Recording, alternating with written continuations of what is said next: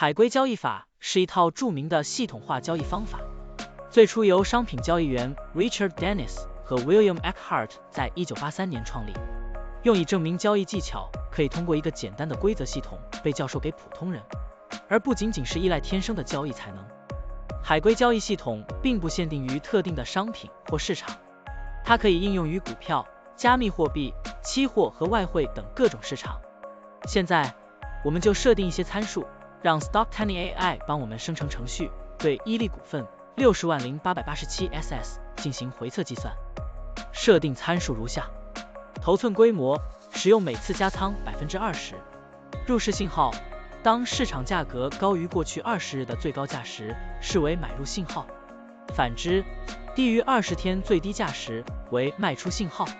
加仓策略，每当价格移动到1/2的20日均幅指标 ATR 时加仓一次。运行时间从2023年1月1日到2024年5月10日。交易手续费设定为 0.10%。好了，按照上面的设定，视频下方就是持仓的情况，蓝色为股票仓位，黄色为现金仓位。累计交易18次，期末持仓价值97206.02元，盈利负 2.79%。相比持仓不动，多盈利 6.16%。